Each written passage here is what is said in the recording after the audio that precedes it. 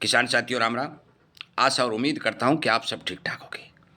साथियों, आज के इस वीडियो में मैं युद्ध जो चल रहा है खाड़ी देशों में, अरब देशों में, उससे हमारे भारतीय सिस्टम को क्या फ़र्क पड़ने जा रहा है। क्योंकि काफ़ी किसानों के फ़ोन आ रहे हैं कि ताऊ जी, इस युद्ध से हमारे भावों के बारे में थोड़ा बोलिए, बताइए।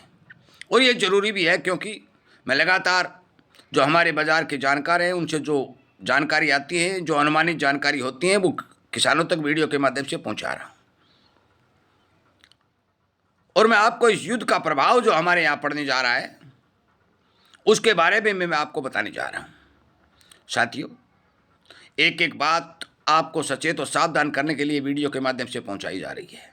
मैं उम्मीद करता हूं कि आप इन जानकारियों को शेयर करेंगे, किसान की चिंता दूर करेंगे और इसी तरह की जानकारी आपको मिलती रहे तो आप इस चैनल को सब्सक्राइब करके इसके साथ जुड़ेंगे। साथियों, आप ये मत सोचिए कि अरब देशों में चल रहा युद्ध कोई दूसरा दूर का युद्ध है। ये लड़ाई हर देश के अंदर की लड़ाई है। इससे भारत कोई अछूता नहीं रह सकता क्योंकि खाड़ी देशों के साथ तेल और गैस का व्यापार हर देश करता है और खाड़ी देश अपने जरूरत के हिसाब से व्यापार संपूर्ण रूप से अन्य देशों के साथ करती हैं। तेल और गैस उन देशों की जीवन रेखा चलाता है क्योंकि वहाँ बहुत बड़े बड़े रेगिस्तान हैं। वो लोग पानी भी समुद्र का जो है शोधित करके पीने का काम करते हैं। आज और कल में जो हमले देखे गए हैं वो गैस और तेल के भंडारों पर देखे गए हैं और ये एक बहुत बड़ा चिंता का विषय है। गैस की कीमतें कई जगह 20 और 25% बढ़ चुकी हैं।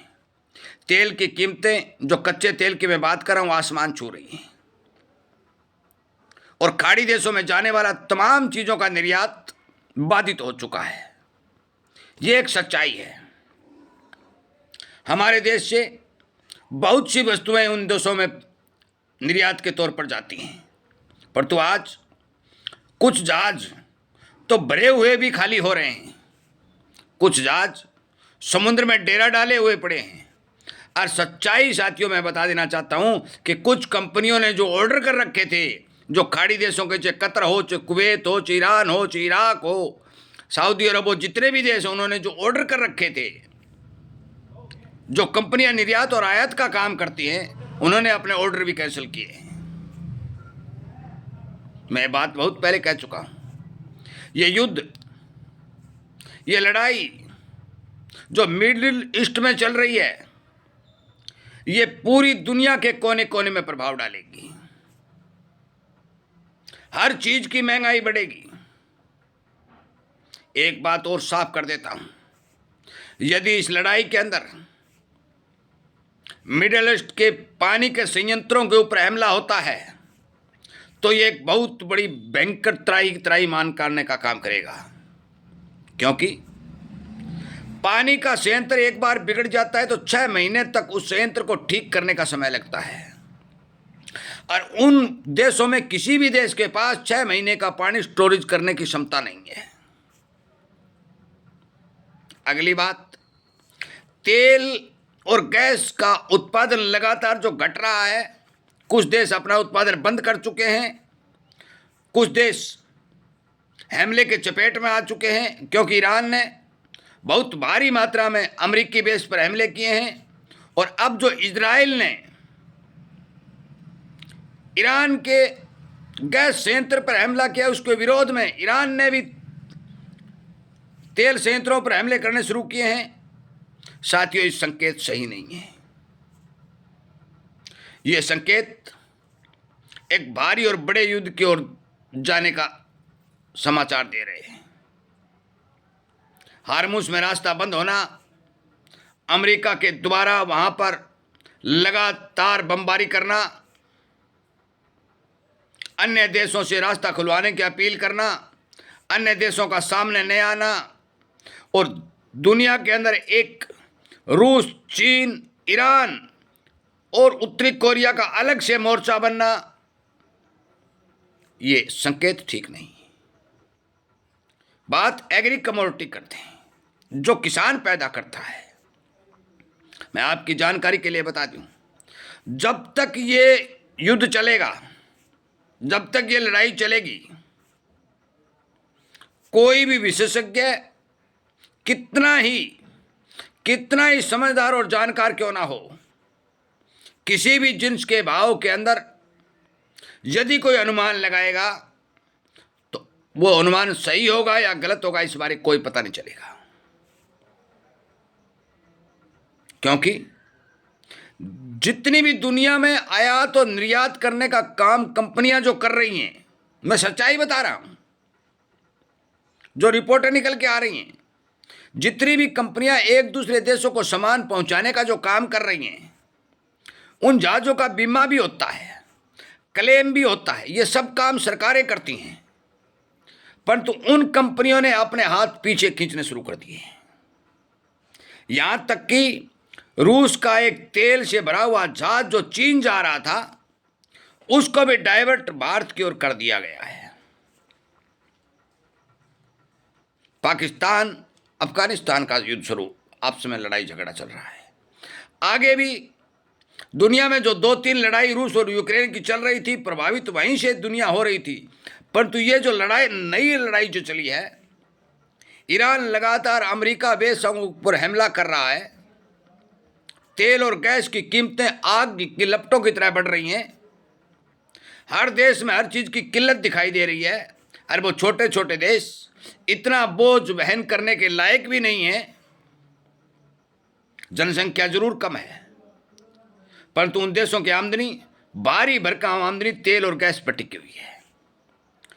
निर्यात जब बाधित होता है तो उनके पास सामान नहीं पहुंचता है, हर जगह नुकसान की खबरें आ रही हैं।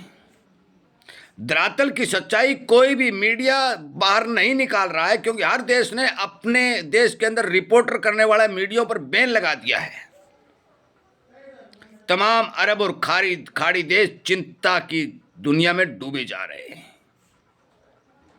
जो भी किसान अपना अनाज निकाल रहा है अपनी सोच समझ के हिसाब से बिक्री करे। जो भी रिपोर्टें मेरे पास आएंगी वो आप तक पहुंचा दी जाएंगी। निर्यात खुलने की आएगी या कोई ज़्यादा बड़ा जहाज भर के जाने की आएगी, मौके के ऊपर इस युद्ध से हर चीज़ का निर्यात बाधित हो रहा है, आयात भी बाधित हो रहा है।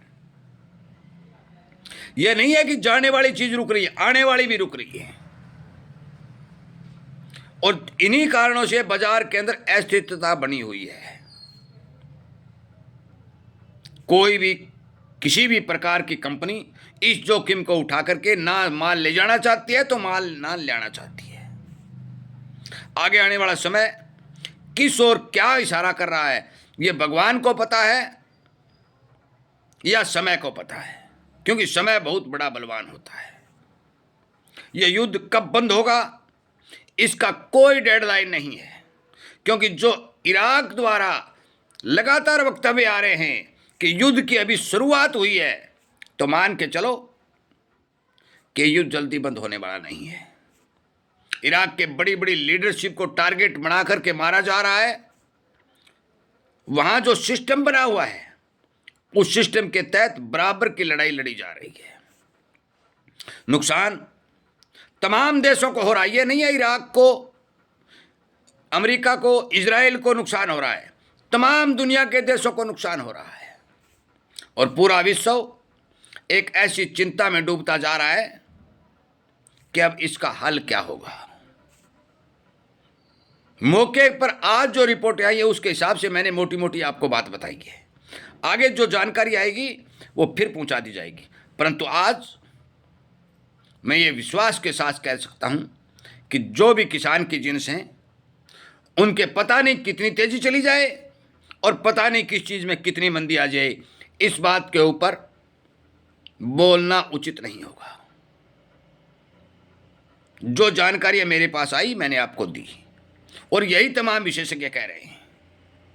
आगे भी यदि कोई जानकारी आएगी तो संपूर्ण रूप से आपको वीडियो के माध्यम से बता दी जाएगी। जय हिंद।